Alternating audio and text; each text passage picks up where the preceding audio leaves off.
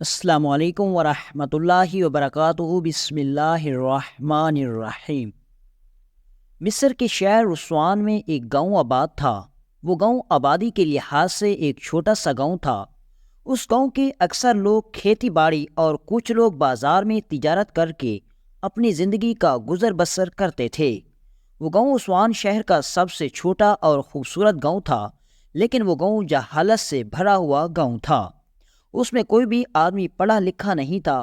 تمام لوگ پرانے رسم و رواج اور روایات کو دیکھ کر چلتے، حتیٰ کہ وہ یہ بھی نہ دیکھتے کہ ان رسم و رواج کو پورا کرنے میں کسی کی عزت خاک میں مل رہی ہے یا نہیں۔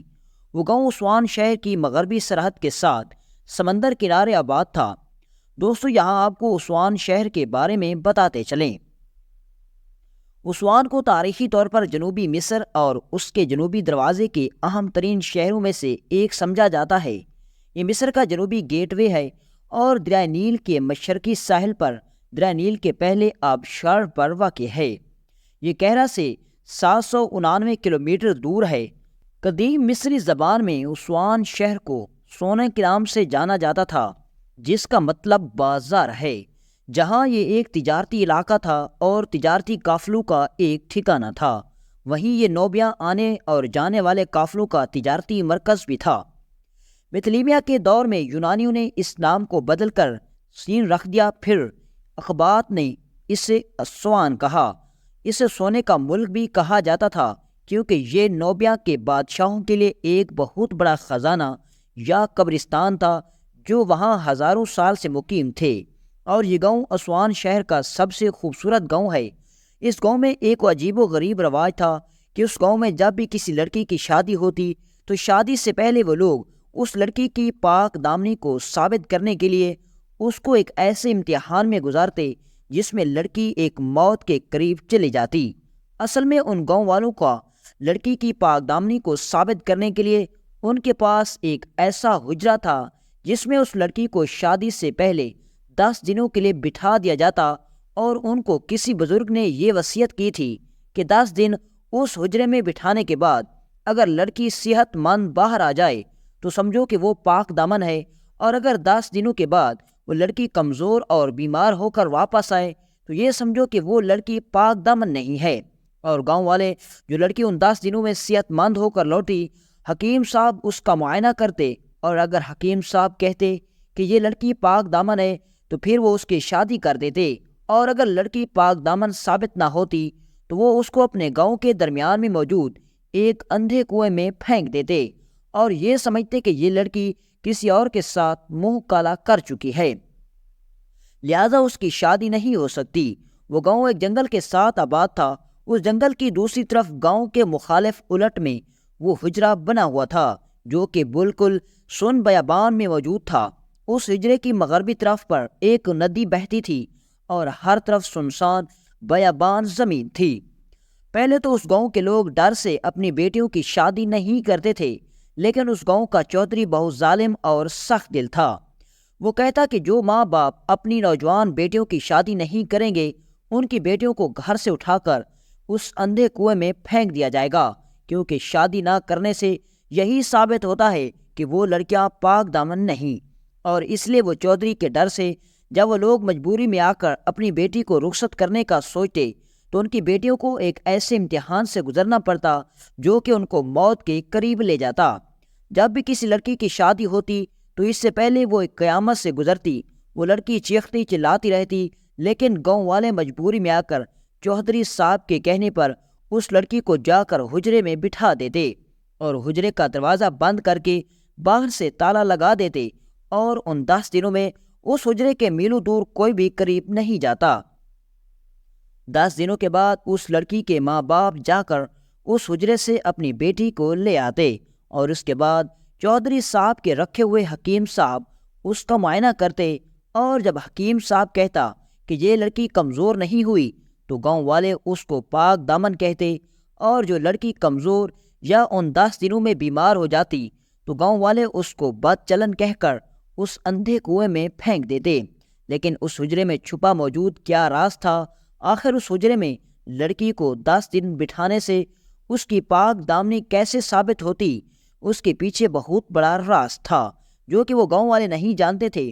وقت گزرتا رہا۔ ایک دن ایک لوہار کی بیٹی جو کہ دن بدن جوان ہو رہی تھی، اس کی بیٹی بہت ہی خوبصورت اور حسین و جمیل تھی۔ جب اس کی عمر 17 سے 18 سال ہوئی تو چودھری صاحب نے اپنی منشی کو اس لوہار کے پاس بھیجا اور کہا کہ تم اپنی بیٹی کی رخصتی کی تیاریاں شروع کر دو، تیری بیٹی جوان ہونے والی ہے۔ جب لوہار نے اپنی بیٹی کو دیکھا تو وہ زور و قطار رونے لگا اور کہا، اے بیٹی، اس سے بہتر تو یہی تھا کہ تمہیں اس حجرے میں 10 دن اکیلا بٹھانے سے بہتر میں مر جاتا، لیکن کیا کروں، یہ ایک امتحان ہے اور اس سے آپ کو گزرنا ہوگا۔ میں جانتا ہوں تیرا دامن پاک صاف ہے، تجھے آج تک کسی آدمی نے دیکھا نہیں، چھونا تو دور کی بات ہے۔ چودھری صاحب جانتا تھا کہ اس کی بیٹی بہت خوبصورت ہے، لہذا چودھری صاحب کو لوہار کی بیٹی کی شادی کروانے میں کچھ زیادہ ہی جلدی تھی۔ وقت گزرتا رہا۔ جب اس کی بیٹی ٹھیک 18 سال کی ہوئی تو چودھری صاحب نے پھر اپنا منشی لوہار کے پاس بھیجا اور کہا کہ جا کر لوہار کو خبر کر دو کہ اگلے مہینے اس کی بیٹی جس سے وہ لوہار چاہے گا شادی کرا دی جائے۔ وقت گزرتا رہا۔ جب لوہار کی بیٹی کی شادی قریب آئی تو وہ بڑا پریشان ہوا اور سوچتے سوچتے اسے ایک رات اپنے خیمے میں نیند آ گئی۔ نیند میں وہ خواب میں سلطان صلاح الدین ایوبی رحمۃ اللہ علیہ کو اپنی طرف بلاتے ہوئے دیکھتا ہے، لیکن وہ لوہار اٹھنے کی کوشش کرتا ہے لیکن نیند کی وجہ سے وہ اٹھ نہیں سکتا۔ اسی خوف میں اس لوہار کی آنکھ کھل جاتی ہے اور جب وہ بیدار ہوتا ہے تو اسے یہ پتہ چلتا ہے کہ میں تو اپنی جھونپڑی میں موجود ہوں۔ وہ بڑا حیران ہو جاتا ہے کہ آخر سلطان صلاح الدین ایوبی رحمۃ اللہ علیہ مجھے کیوں بلا رہے ہیں۔ پھر اس کے دل میں یہ خیال آتا ہے کہ وہ ہو سکتا ہے کہ سلطان صلاح الدین ایوبی رحمۃ اللہ علیہ مجھے اپنی بیٹی کو بچانے کے لیے بلا رہے ہوں۔ یہ سن کر وہ لوہار صبح ہوتے ہی اپنے گدھے پر سوار ہوا اور اس نے سلطان صلاح الدین ایوبی رحمۃ اللہ علیہ کے محل کی طرف سفر شروع کر دیا۔ اس کی بیٹی کی شادی میں 20 دن رہتے تھے۔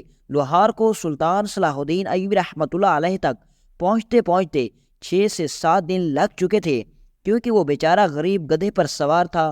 راستے میں مشکلات کی وجہ سے اس کو سفر میں دگنا وقت لگ گیا۔ ادھر وہ سوچتا کہ اگر میں وقت پر اپنے گھر نہ پہنچ سکا تو گاؤں والے میری بیٹی کو اس حجرے میں بٹھا دیں گے، اور میری بیٹی بہت معصوم ہے، اس نے کبھی ایک کمرے میں رات نہیں گزاری، تو وہ اس حجرے میں 10 دن کیسے اکیلے گزارے گی۔ وہ اکثر گاؤں والے جانتے تھے کہ یہ لڑکیوں پر ظلم ہوتا ہے، لیکن اس چودھری کی وجہ سے اور اس بزرگ کی گئی وصیت کی وجہ سے ان لوگوں کو اپنی لڑکیوں کو پاک دامنی ثابت کرنے کے لیے اس حجرے میں بٹھانا پڑتا۔ دوستو، یہ واقعہ اپنی تاریخ اور اپنی نوعیت کا بہت ہی انوکھا اور دلچسپ واقعہ ہے، لیکن اس واقعے کا نتیجہ بڑا ہی انوکھا نکلنے والا ہے۔ 7 دنوں کے سفر کے بعد وہ بوڑھا بزرگ سلطان صلاح الدین ایوبی رحمۃ اللہ علیہ کے محل کے دروازے پر پہنچا تو سنتری نے اس کو گدھے پر دیکھ کر دور سے روک لیا اور کہا، تم کہاں جا رہے ہو؟ تو اس نے کہا کہ میں نے سلطان صلاح الدین ایوبی رحمۃ اللہ علیہ کے حکم پر اس سے ملنے کے لیے آ رہا ہوں۔ یہ سن کر سنتری نے کہا، بوڑھے سلطان اور تمہیں بلانے کے لیے کیا کہے گا؟ اپنی اوقات تو دیکھو۔ اس بوڑھے بزرگ کو بڑا افسوس ہوا اور کہا، اگر میں سلطان کو نہ مل سکا تو پھر کیا ہوگا؟ اتنے میں بوڑھا لوہار گدھے سے نیچے اترا اور زمین پر لیٹنا شروع کر دیا۔ اس کی زمین پر لیٹنے اور چیخو پکار کی وجہ سے ارد گرد کے لوگ اکٹھے ہو گئے اور اس جگہ شور ہونے لگا۔ تو اتنے میں سلطان صلاح الدین ایوبی رحمۃ اللہ علیہ نے اپنے سپاہیوں سے پوچھا کہ باہر شور کیوں ہے؟ تو ایک سپاہی نے بتایا، حضور، ایک آدمی گدھے پر سوار دروازے پر آیا ہے اور کہتا ہے کہ مجھے سلطان نے بلایا ہے، اور چونکہ ہم جانتے ہیں کہ وہ جھوٹ بول رہا ہے لہٰذا ہم نے اسے واپس جانے کہہ دیا۔ یہ سن کر سلطان صلاح الدین ایوبی رحمۃ اللہ علیہ نے کہا، اس کو اندر آنے دو۔ سپاہی حیران ہو گئے اور اس لوہار کو لے کر سلطان صلاح الدین ایوبی رحمۃ اللہ علیہ کے پاس گدھے کے ساتھ حاضر کر دیا۔ سلطان صلاح الدین ایوبی رحمۃ اللہ علیہ نے اس کو مشروب پلانے کا حکم دیا۔ مشروب پلانے کے بعد سلطان صلاح الدین ایوبی رحمۃ اللہ علیہ نے اس بوڑھے بزرگ کو کہا، میں نے تمہیں اپنے خواب میں پریشانی کی حالت میں دیکھا، لیکن میں نہیں جانتا تیری پریشانی کی وجہ کیا ہے۔ یہ سن کر وہ بوڑھا بزرگ بھی بڑا حیران ہو گیا کہ یہ خواب صرف میں نے نہیں دیکھا تھا بلکہ وہی خواب سلطان نے بھی دیکھا تھا۔ وہ بوڑھا بزرگ رونے لگا اور سلطان صلاح الدین ایوبی رحمۃ اللہ علیہ کو سارا واقعہ تفصیل سے سنایا اور کہا کہ کس طرح ہمارے گاؤں والے شادی سے 10 دن پہلے لڑکی کو حجرے میں بٹھاتے ہیں، اور جو لڑکی کمزور ہو جاتی ہے وہ اس کو بدچلن سمجھتے ہیں اور اس کو اندھے کنویں میں پھینک دیتے ہیں، اور جو لڑکی صحت مند ہو کر لوٹتی ہے اس کی شادی دھوم دھام سے کرا دی جاتی ہے۔ سلطان معظم، میں جانتا ہوں کہ یہ لڑکیوں پر ظلم ہے۔ 10 دن تک ایک معصوم لڑکی کو اکیلا حجرے میں بٹھانا، اور وہ بھی سن بیابان میں، یہ ان پر ظلم ہے، اور میں جانتا ہوں کہ میری بیٹی یہ ظلم برداشت نہیں کر سکے گی، اور میں اپنی اکلوتی بیٹی کو اپنے ہاتھوں سے مرنے کے لیے نہیں چھوڑ سکتا۔ یہ سن کر سلطان صلاح الدین ایوبی رحمۃ اللہ علیہ نے اس لوہار کو کہا، بابا جی، تمہیں فکر کرنے کی ضرورت نہیں، بے شک تیری بیٹی کی شادی بھی ہوگی، اور تیری بیٹی کے کردار کی گواہی میں دوں گا، اور تیری بیٹی کو اس حجرے میں بیٹھنے کی ضرورت نہیں ہوگی۔ میں آپ کو یقین دلاتا ہوں کہ اب اس حجرے میں اس گاؤں کی کوئی بھی لڑکی نہیں بیٹھے گی، حتیٰ کہ اس حجرے کا میں اس زمین سے، اس ہستی سے نام و نشان بھی مٹا دوں گا۔ یہ سن کر بوڑھا بزرگ کہنے لگا، حضور، یہ سب کیسے ممکن ہوگا؟ تو سلطان صلاح الدین ایوبی رحمۃ اللہ علیہ نے کہا، یہ سب میں خود جا کر کروں گا۔ وہ بوڑھا بزرگ کہنے لگا، حضور، آپ میری خاطر اس چھوٹے سے گاؤں میں اپنا قیمتی وقت نکال کر کیسے جائیں گے؟ تو سلطان نے کہا کہ رعایا کا کوئی بھی مسئلہ سلطان کا اپنا مسئلہ ہوتا ہے، اور اپنے مسئلے کو سلجھانے کے لیے ایک سلطان کو ہی وقت نکالنا پڑتا ہے۔ سلطان صلاح الدین ایوبی رحمۃ اللہ علیہ نے اپنے سپاہیوں کا دستہ تیار کیا اور اس بوڑھے بزرگ کو گھوڑے پر بٹھا کر اس کے گاؤں میں پہنچ گئے۔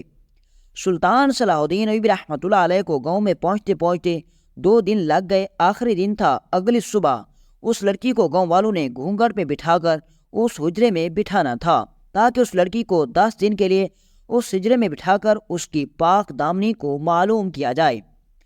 سلطان صلاح الدین ایوبی رحمۃ اللہ علیہ جب اس گاؤں کے قریب پہنچے تو سلطان نے اپنے سپاہیوں کو حکم دیا کہ تم اس بوڑھے بزرگ کے ساتھ اس کی جھونپڑی میں خفیہ طریقے سے داخل ہو جاؤ، اور پھر اس بوڑھے بزرگ کو کہا، جا کر معلوم کرو تمہاری بیٹی اس وقت کہاں موجود ہے۔ وہ بوڑھا لوہار دوڑتا ہوا اپنے گھر میں گیا تو اس کی بیٹی اپنے کمرے میں دلہن کے لباس میں گھونگھٹ پہنے بیٹھی ہوئی تھی اور بری طرح رو رہی تھی۔ وہ بوڑھا بزرگ اسی وقت سلطان کے پاس آیا اور جا کر بتایا، حضور، میری بیٹی فلاں جگہ پر دلہن کے لباس میں تیار بیٹھی ہے، تھوڑی دیر میں چودھری صاحب کے آدمی اس کو لے کر اس حجرے کی طرف روانہ ہو جائیں گے۔ سلطان صلاح الدین ایوبی رحمۃ اللہ علیہ اسی وقت اپنا لباس تبدیل کیا اور جا کر اس بوڑھے بزرگ کی بیٹی کی جگہ گھونگھٹ میں بیٹھ گئے، اور اس کی بیٹی کو کہا کہ اس بات کی خبر کسی کو نہ لگے کہ تمہاری جگہ اس حجرے میں بیٹھنے کے لیے میں بیٹھ گیا ہوں۔ یہ سن کر وہ لڑکی بڑی خوش ہو گئی۔ سلطان صلاح الدین ایوبی رحمۃ اللہ علیہ اب اس لڑکی کی جگہ حجرے میں ان گاؤں والوں کے ساتھ چل پڑے۔ چودھری کے آدمی کو پتہ نہیں چلا کہ اس گھونگھٹ میں اس کمہار کی بیٹی یا اور کوئی۔ وہ ڈولی کو لے کر اس حجرے میں پہنچ گئے، ڈولی کو اندر رکھا اور باہر سے اس کمرے کو بند کرنے کے بعد گاؤں والے واپس آ گئے۔ تھوڑی دیر گزری، سلطان صلاح الدین ایوبی رحمۃ اللہ علیہ نے محسوس کیا کہ اس حجرے نما کمرے میں کوئی چیز موجود ہے۔ تھوڑی دیر گزری، اتنے میں ایک بھاری آواز سنائی دی۔ سلطان جان چکے تھے کہ یہ آواز کسی جن یا کسی شیطان کی نہیں، بلکہ یہ کسی بڑے آدمی کی ہے۔ اتنے میں اس آدمی نے سلطان کے چہرے پر گھونگھٹ اتارا تو سلطان صلاح الدین ایوبی رحمۃ اللہ علیہ نے اپنا خنجر نکالا اور اس آدمی کے سینے میں گھونپ دیا۔ سلطان صلاح الدین ایوبی رحمۃ اللہ علیہ نے اس سے پوچھا کہ تم کون ہو؟ تو اس نے کہا کہ میں اس گاؤں کا چودھری ہوں۔ سلطان صلاح الدین ایوبی رحمۃ اللہ علیہ سارا کھیل سمجھ چکے تھے، کیونکہ سلطان کو پتہ چل چکا تھا کہ وہ چودھری ہی وہ نوجوان لڑکیوں کو اس حجرے میں بٹھاتا ہے، اور جب گاؤں والے حجرے میں لڑکی کو بٹھا کر چلے جاتے ہیں تو یہ خفیہ راستے سے اس حجرے میں آتا ہے اور ان لڑکیوں کو ہوس کا نشانہ بناتا ہے، اور 10 دن تک لڑکیوں کو ہوس کا نشانہ بنانے کے بعد ان کی شادی کروا دیتا ہے۔ سلطان صلاح الدین ایوبی رحمۃ اللہ علیہ نے اس آدمی کو پکڑا، حجرے کا دروازہ توڑا اور اس کو اپنے گھوڑے پر گھسیٹتے ہوئے گاؤں میں لے گئے، اور جا کر گاؤں والوں کو ساری بات تفصیل سے بتائی اور کہا، اے لوگو، اب تم جہالت سے باہر آ جاؤ۔ اتنے سالوں سے چودھری تمہیں بے وقوف بنا رہا تھا اور گاؤں والوں کی عزت کے ساتھ کھیلتا رہا۔